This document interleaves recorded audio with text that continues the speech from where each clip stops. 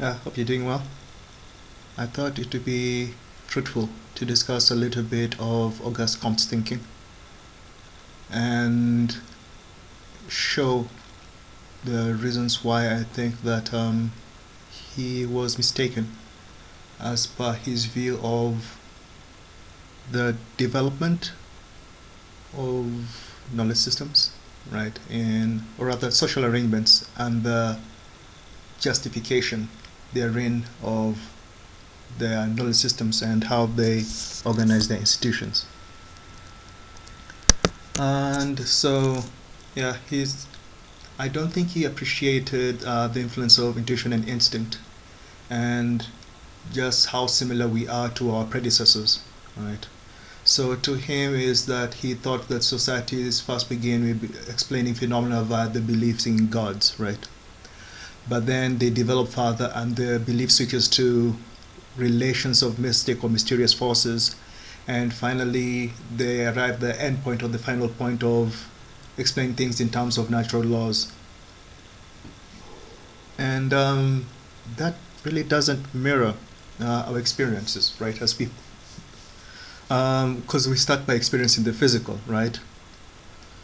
And that we can say the physical consists of things that are material in nature, or what we'd call natural, right?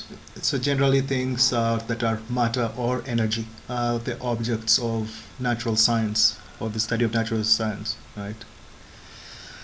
And then thereby you notice the explanation, those types of explanations warrant that there's something beyond that which you can observe in nature, right? And I think the experience of the natural points us to a metaphysical, right? Meta after physical, right? And when these type of explanations would be inadequate, right? So you see that you have nature, you see that there is a supernatural, but even then you notice that there are certain deficiencies in your theories and your accounts of reality, and thereby you end up settling upon a theological explanation. And so I'll typify Comte, right, Auguste Comte, as saying things as purely physical, right? He sees only one mode of existence, and that mode of existence is purely physical. But then you've got the likes of Aristotle and Plato that see two modes of existence, right? A physical and a metaphysical existence, right? So we can say a natural and a supernatural existence. But then there are others who extend it further, that there's even a more fundamental reality beyond the metaphysical, right? And that's where we get to the idea of a God, an ultimate being, right? And I think the inadequacies of Comte's observation can be further highlighted by superstition and materialism, right? Because in superstition you find that the metaphysical or the supernatural is treated as the theological thing. And so you notice the way that magic is described or conceptualized, the way witchcraft is described and conceptualized, just the nature of that superstition, whereby things that will be better explained as theological in nature, they're explained as metaphysical in nature, and thereby you get strange things such as, let's say, the whole idea that my thinking is adequate enough, like by just imagining something I can cause it to appear into the real world, or I can cause it to materialize, right? So they would call that manifesting. And so, but in the same time you find that materialists would treat the physical or the natural as if it's the theological, right? So everything that we observe, consciousness, right, morals, ethics, all that emerge from the physical, right? So if I could quote Richard Dawkins, you talk about biology being the study of things that appear designed. So he seeks to explain all reality as fundamentally material, right? And thereby he ends up treating the material world as if it's the theological world. But then he gets confronted with a significant problem, where that there are elements that are beyond the physical, or rather there are things or phenomena that you cannot explain in purely materialistic terms, and thereby fails. And so we find that a more coherent way of understanding the world would be using the theological to explain the metaphysical, right? So it helps you see the transcendent things, right? The metaphysical or the transcendent things through a necessary or an ultimate reality. And The metaphysical theories would allow you to explain physical things, showing how it's grounded in metaphysical things, right? So, for example, the way we use mathematics and logic to explain motion, right? And so I think what he was chronicling was he thought it was it was progress, but then he was mapping decay, right? It was a loss of insight. People were forgetting certain truths that they had managed to come upon over time.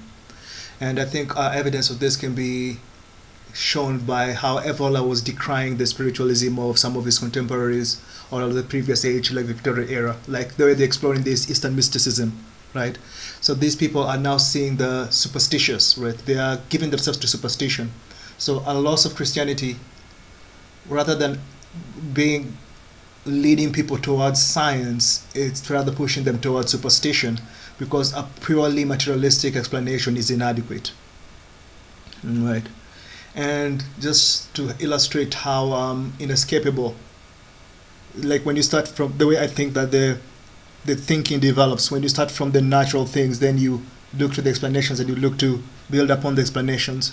I think you end up like Anthony Flew, right, who says that I now believe that the universe was brought into existence by an infinite intelligence. I believe that this universe's intricate laws manifest what scientists have called the mind of God. I believe that life and reproduction originate in a divine source. Why do I believe this, given that I expounded and defended atheism for more than half a century? The short answer is this. This is the world picture, as I see it, that has emerged from modern science. And so you find Flew starts looking at the natural phenomena, and then he finds explaining those things purely in materialistic terms is inadequate, and therefore I think he posits a metaphysical explanation, something rooted in reason, right? But then he also discovers that it's inadequate, that there is something more than just fundamental forces operating on each other, or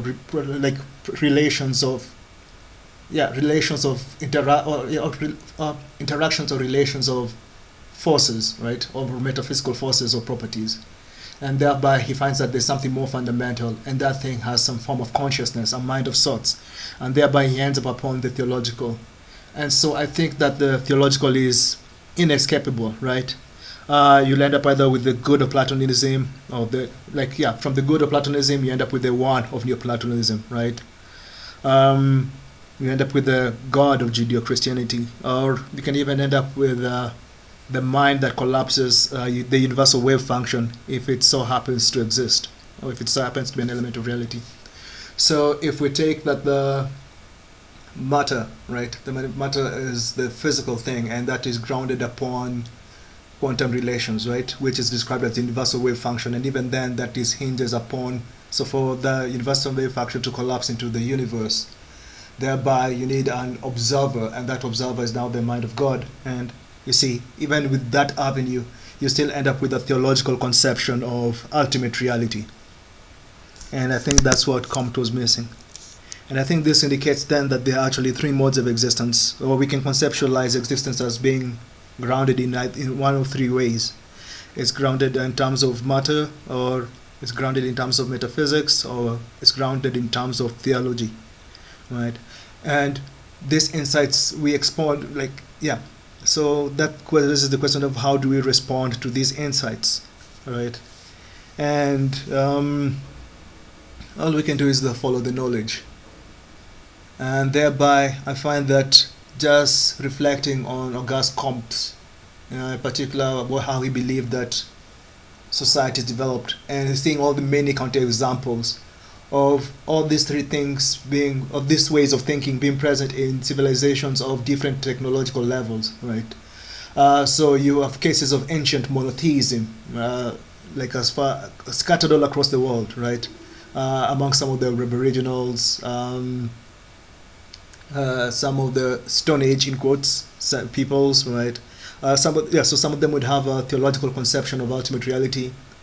Some of them will have a metaphysical conception of ultimate reality, and it will be reflected in their rituals. So, let's say, I think the Greeks had a metaphysical conception of ultimate reality, where it begins by chaos. So there are these forces that are beyond the natural world, and these forces now, you'd call them gods, right? So Eros, Chaos, Zeus, the Titans, all these phenomena, right? So even though they're talking of gods, I don't think they have like their view of ultimate reality is theological, since they see the divine and the theological to be the same as the metaphysical, like they're the one and the same, they're one layer, and thereby I think that would justify placing polytheism, right, to be of the metaphysical sort rather than of a theological sort. And thereby I think seeing these three modes of existence actually justify some of our political and religious institutions that have developed, right, over the years, because they allow us to interact with this reality that we are confronted with. That there are these three ways that beings are grounded in existence, and as humans seem to be able to participate in all three. And it behooves us to be wise in how we interact with these three things, especially if you want to live good lives, knowing full well that if you violate the way these things work, all you end up doing is hurting yourself. If you build a house without a foundation, when the storm comes, it will fall. All right. If you give yourself too much to superstition, so that's now a critique. Yeah. So when you use wrong thinking, wrong reasoning, you come to wrong conclusions, and thereby you take wrong actions, right? Or if there is indeed a theological ultimate reality, and that mind is of both a rational and moral nature, and responds to things in a rational and moral manner, then we, His creation, actually do have in the interest of our just drawing from our rational and moral faculties, to act in accordance to them in a manner that is good and consistent. Thanks. Have a good day.